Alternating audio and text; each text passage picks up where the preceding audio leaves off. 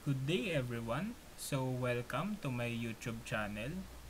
So for this lecture, ang i-discuss naman natin is yung Lagrange polynomial interpolation. So madaming nalilito rito dahil sa mahaba daw yung formula. Pero may pattern lang yung formula niya. Okay, so let's start. Etong given na to, ginamit ko lang din same given sa first video natin, which is sa polynomial interpolation. Okay, start na tayo. So first things first, pag may given tayong table, for this case 3 by 3, ang gagawin lang natin, gawa ulit tayo ng second table para hindi tayo malito. Then f of x. Okay. Tapos, baan kong konti.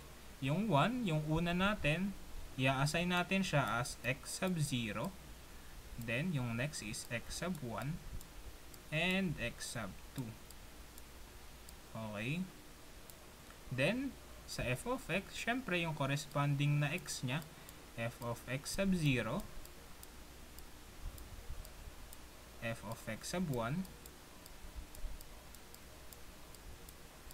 and f of x sub 2. Okay. So, ngayon, anong purpose nito? Mamaya, para hindi tayo malito. Kung ano yung nandito sa yung katapat niya, ito yung nandito. So, si 1, x sub 0, si 5, x sub 1, 7, x sub 2, si 10, si f of x sub 0, si negative 25 is si f of x sub 1, and si negative 14 is si f of x sub 2. Okay, so wala pala tayong given na hinahanap. Ang hinahanap dito is si f of 3. Same lang sa polynomial. Tingnan natin kung same tayo na makukuha. Okay?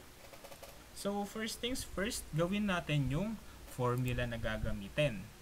Okay, paano ba natin makukuha yung formula dito? Huwag kayong matakot kasi meron lang din tong pattern. Okay? So f of x is equal to, so syempre ang uunahin natin is yung f of x sub 0. Okay, f of x sub 0. Okay, then multiplied by, saan natin i-multiply? X minus x sub 1. Okay, so ang gagawin natin dito, ang first variable is laging x. Tapos ang gagawin mo, tatakpan mo kung ano yung corresponding na nakaparenthesis dito. For this first case, x sub 0, so tatakpan mo to, i-cross out natin. Ayan. So, anong matitira? Si x sub 1 tsaka si x sub 2, diba? So, ang gagawin mo, minus x sub 1. Tapos, isa pa, x minus x sub 2.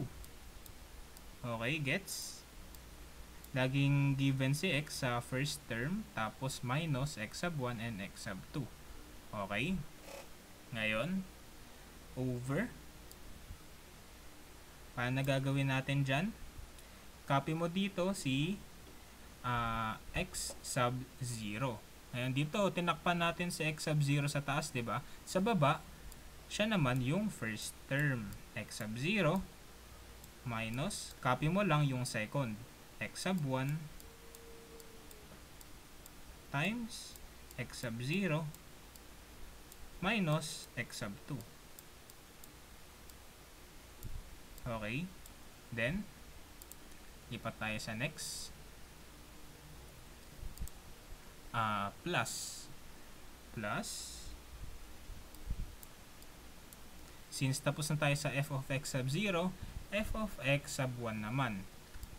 F of x sub 1 multiplied by x minus, saan natin i-minus?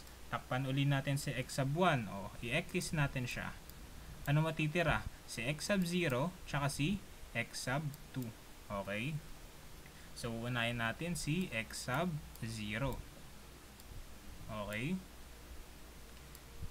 And multiplied by x minus x sub 2. Nakikita nyo yung pattern guys. Over. Copy mo yung nasa loob ng parenthesis. Siya na yung magiging first term. X sub 1 minus. Copy mo yung second term na nasa taas. X sub 0 multiplied by x sub 1 minus x sub 2. Okay. So last, kasi ito na yung last. F of x sub 2 plus f of x sub 2. Okay. Then, parenthesis. Since x sub 2 na, i-x mo si x sub 2, takpan mo. Anong matitira? X sub 0, tsaka si x sub 1. Okay? So, x minus x sub 0 multiplied by x minus x sub 1. Okay? Over. Copy mo yung nasa loob, siya na yung first term. X sub 2 minus x sub 0, kasi siya yung second term sa taas. Multiplied by x sub 2 minus x sub 1. Okay, so yan lang. Ganun lang siya kadali. So if magkakaroon ka man dito, for example, meron ako ditong 10, tapos ang value, for example, negative 5. Ayan, 4 na siya, diba? Madadagdagan lang yan ng f of x sub 3. Tapos, takpan mo lang, ang magiging system niyan, 3 na yung variable mo dito sa taas. Ganun na siya. Okay? Pero since hindi naman ganun dito, tuloy na natin. So, meron ka ng given formula. Okay? So, may formula ka na. Ano na gagawin natin? Substitute na natin. Okay? Diba meron tayong ginawang table kanina? O, sige, burahin ko muna tong mga x na ginawa ko. X. Yan, sige. Tapos, rewrite ko to. X sub 0, x sub 1, x sub 2. Okay. So, ang gagawin natin ngayon, wala tayong space. Sige, dito sa baba. Gagawin natin ngayon, since ang hinahanap is f of 3, okay, so f of 3 is equal to f of x ng 0. Okay, ano yung f of x of 0? Yung katapat niya. So, 10. Okay, sulat natin 10 times, ano yung sunod? X minus x sub 1. Ano yung x? Yun yung 3, di ba? Ito f of x 3. So 3 minus yung x sub 1. Ano yung x sub 1? 5. Okay, gets? Nagigets niyo ba? 3 minus 5, negative 2, di ba? Sulat nyo, negative 2. Then x minus x sub 2. Ano uli yung x? 3 minus x sub 2. Ano yung x sub 2? Katapat 7. So, 3 minus 7 is negative 4. Okay? Negative 4. Pero kung ayaw nyo malito, pwedeng isulat nyo muna, tapos tsaka nyo isimplify. Okay? Sino-shortcut ko lang siya. Then, x sub 1. Ano yung x sub 1 natin? 5 minus x sub 0. Ano yung x sub 0? X sub 0 is 1. So, 5 minus 1 is 4. Okay. So, multiplied sa 4 sa denominator. Tapos, x sub 1 natin is 5 pa din. Kasi yun yung katapat. Tapos, minus x sub 2. 7. So, 5 minus 7 is negative 2. Negative 2. Okay. So, ganun lang siya. Plus f of x sub 2. Ano yung f of x sub 2 natin? Balik tayo dito. F of x sub 2 natin, ito, katapat niya is negative 14. Okay? So, plus negative 14. Negative 14. Tapos, x minus x sub 0, 3 minus x sub 0 or 1. 3 minus 1 is 2. Okay?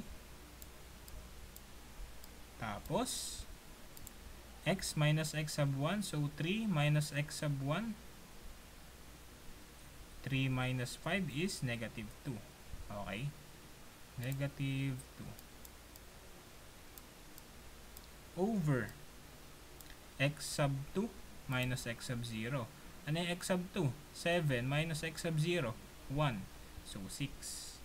Nagigets nyo ba guys?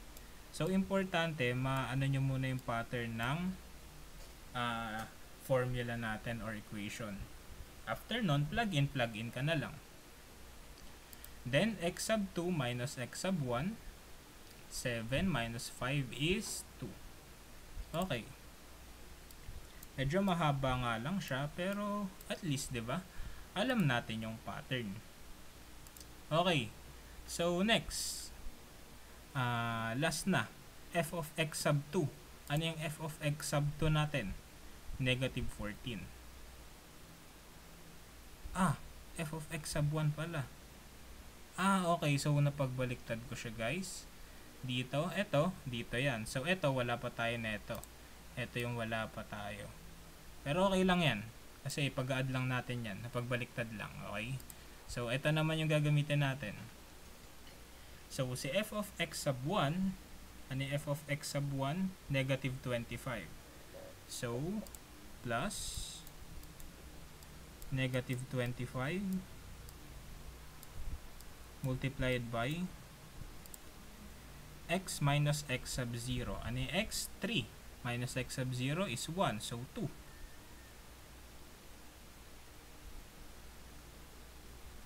Okay, 2. Tama. 2. Then, multiplied by x minus x sub 2. So, 3 minus, ano katapat ng x sub 2? 7. 3 minus 7 is negative 4. Okay, so negative 4. Negative 4. Over. After nyan is c x sub 1 minus x sub 0. Ano yung x sub 1? 5 minus x sub 0. 1. 5 minus 1? 4. Very good. Diba? Madali lang siya. Plug in, plug in. Tapos, x sub 1 minus x sub 2. 5 minus 7. Okay, so negative 2. Dali lang, diba? Basta alam nyo yung pattern. Okay, so simplify. Plug in na yan sa calcu. Okay, so f of 3. Okay, so i-plug in na lang sa calcu.